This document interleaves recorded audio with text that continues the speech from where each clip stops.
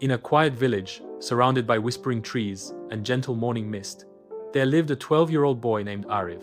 He was bright, curious, and full of dreams, yet he rarely acted on them.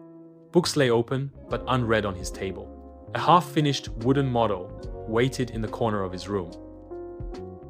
His teachers often said he had enormous potential, but Ariv always had a reason for his delays. "I will do it tomorrow," or "I must wait for the right moment." One evening, after a long day of procrastination, Ariv lay on his bed staring at the ceiling, feeling the weight of his undone tasks.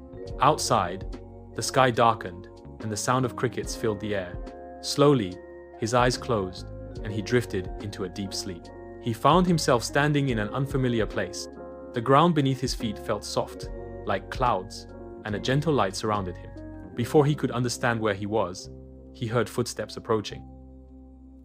A tall figure emerged from the mist, a man in his 20s, calm, confident, and carrying an aura of quiet strength. Ariv stared at him cautiously. "Who are you?" he asked. The man smiled.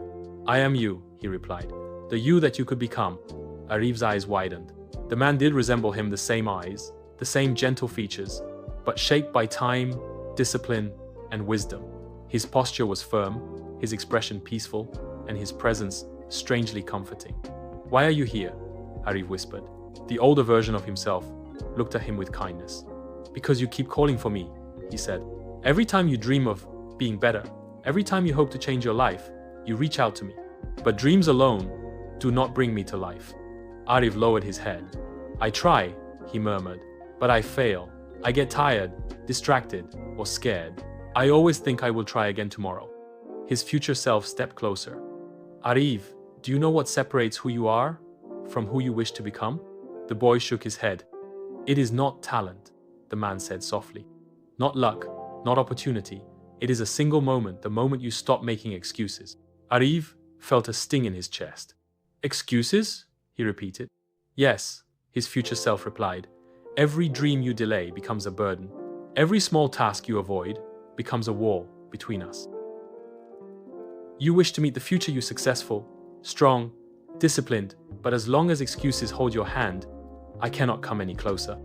Ariv looked around the glowing space. "So this place, is it a dream?" "It is more than a dream," the man answered. "It is a mirror. You are seeing what you could be, but only if you act." A silence settled between them. Then, gently, the older Ariv placed his hand on the boy's shoulder. "Ariv," he said in a steady voice, "the day you stop making excuses, that is the day I become real." The words echoed like distant thunder.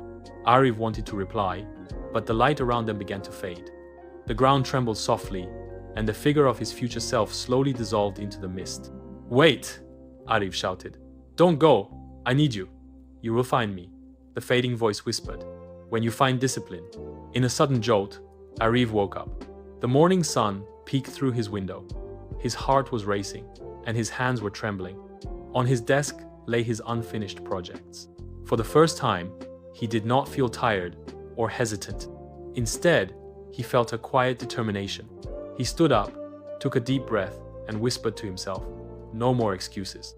And in that moment, though faint and distant, he felt his future self smiling. Thank you for watching. I hope you love the story.